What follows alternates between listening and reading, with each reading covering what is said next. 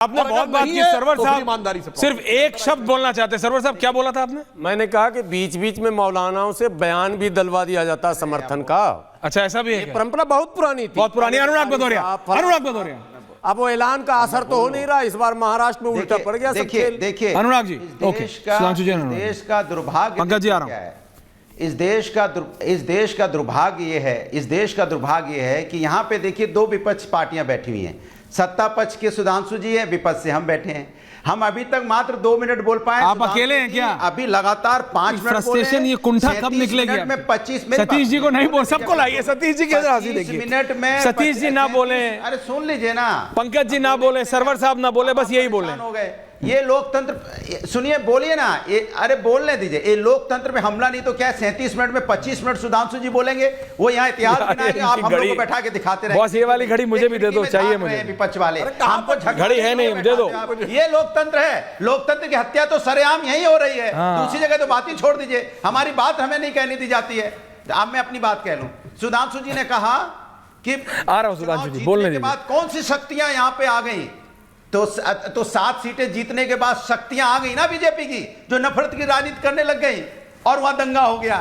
सही कह रहे थे आप बिल्कुल सही कहते हो कि जो शक्तियां कैसे पैदा होगी 7 चुनाव जीतने के बाद। दूसरा आपने बोला तुर्क और पठान की बात पे, आपने कहा देखो समाजवादी पार्टी, हमने तुर्क पठान की बात कर दी, बड़ा बिलबिलाने लगे। अरे भैया, मैं चार साथियों की, 4 बच्चों की मौत हुई है, जिनका परिवार बर्बाद हुआ है। बच्चे जिस घर के जाते हैं सुधांशु जी, उस घर का घर बर्बाद हो जाता है। जो आपको दर्द नहीं हो रहा है, हमें उस बात का दर्द हो रहा है। मुझे तुर्क पठान की बात नहीं है, बात इस बात की है कि 4 बच्चे चले गए, हिंदुस्तानी 4 बच्चों की मौतें हो गई, पुलिस वाले घायल हुए, लेकिन आपको इस बात की चिंता नहीं है। आपको तुर्क और पठान दिखता है, यह चिंता की बात है। बच्चे मरे, वो चिंता की बात नहीं आपके लिए। धिक्कार है आपकी ऐसी राजनीति को, शर्म आती है मुझे आपको देख के कि आपको बच्चे को चिंता नहीं है। चौथी आप बात क्या कह रहे थे बैठ के यहां पे कि समाजवादी पार्टी का रूप देखिए, ये इनको जिस गाड़ी में लगा भाजपा का झंडा। अरे भैया, भारतीय जनता पार्टी का झंडा देखते ही लोग कहने लगते देखो नफरती लोग हैं, ये नफरत के लोग हैं, ये हिंदुस्तानी की बात करते नहीं है, ये नफरत की राजनीति करने वाले लोग हैं, ये नफरत की बांटते हैं, ये नफरत का बाजार पे लेके घूमते हैं, चारों तरफ नफरत बांट के सत्ता पाना चाहते हैं। सत्ता इनको इतनी प्यारी है, किसी कीमत पे चाहिए।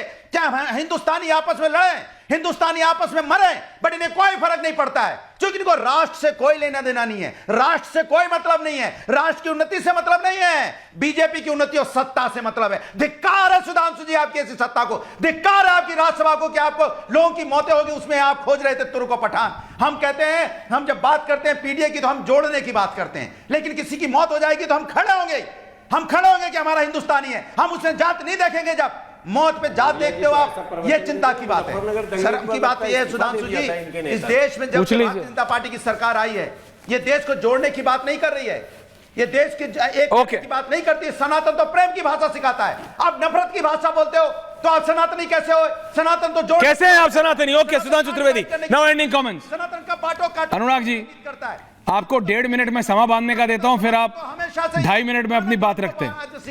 देखिए, कोई अपने आप को, मेरे को पता है, आप जब बात शुरू करते हैं तो आप 1.5 मिनट पहले आप मेरे को गरियाते हैं।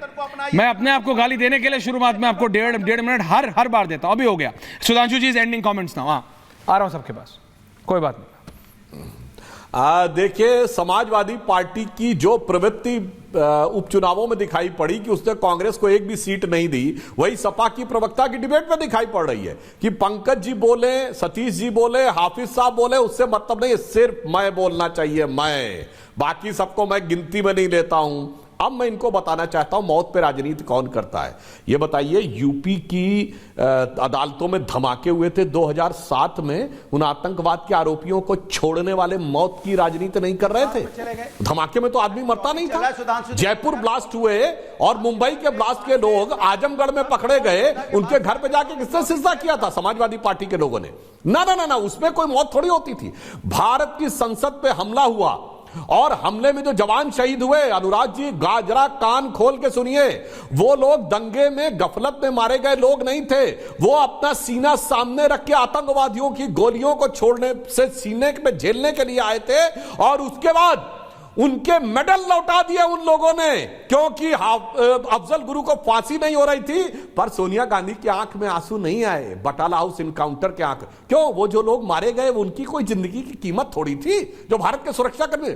शर्म तब नहीं आई थी शर्म तब नहीं आई थी जब मुख्तार अंसारी को टिकट देते थे, शर्म तब नहीं आती थी जब अतीक अहमद को टिकट देते थे, शर्म तब नहीं आई जब हाई कोर्ट ने आपको फटकार लगाई और जो आपने केसेस विड्रॉ किए थे आतंकवाद के आरोपियों से वापस लेने पड़े। इसलिए मेरा मानना है मेरे भाई, लाल टोपी लगाते हैं, जरा अपनी चेहरे की लाली देख लीजिए। आपने तो ऐसे शर्मसार करने वाले काम किए कि आपके लिए बोला जाए तो लाली मेरे लाल की जिद देखूं तित लाल, और लाली देखन मैं गई मैं भी हो गई लाल। मेरे भाई आपका तो मुंह शर्म से पंकज जी लाल रहना चाहिए, उसके बाद किस बेशर्मी से आके आप यहाँ पे बोलने लगे। पंकज जी इस पे मुझे बड़ा आश्चर्य लगता। अनुराग जी रिलैक्स। पंकज जी सब फाइनल कमेंट। पंकज जी हमारे लोकतंत्र का दुर्भाग्य है कि गांव के गांव आंदोलन कर रहे हैं, कह रहे हैं कि हम में से 70-80% लोगों ने विपक्ष को वोट दिया था और विपक्ष का वोट निकला 0। उम्मीदवार शिकायत कर रहे हैं कि मेरे परिवार में जो 4 लोग हैं हम एक साथ वोट देने गए थे और वोट मेरे पक्ष में निकला 0। कम से कम मेरे परिवार के तो 2-4 लोगों ने मुझे वोट दिया होगा जो साथ गए थे। इस तरह की शिकायतें आ रही हैं। अंडरस्टूड। लेकिन शून्य भी बहुत पावरफुल होता है सर, शून्य की भी अपनी पावर है। सतीश जी आप कुछ कहना चाहते हैं? 5 सेकंड। शर्मा आज मेरे को डांट रहा है उल्टा, टाइम ओवर हो गया। मैं 2 बातें जल्दी से। शून्य सच में बहुत पावरफुल होता है ऐश्वर्या जी, आप उसको जस्टिफाई कर रहे हैं, लेकिन विश्वसनीयता का सवाल रहता है। नंबर 1, और जब भी इतना सुधांशु जी बोल गए, बड़े विद्वान हैं, मैं तो उनकी बड़ी कद्र करता हूं, तो ये भूल गए कि जब इलेक्टोरल बॉन्ड पर जजमेंट आया सुप्रीम कोर्ट से तो बीजेपी के शीर्षस्थ नेताओं ने सवाल उठाए थे या नहीं उठाए थे।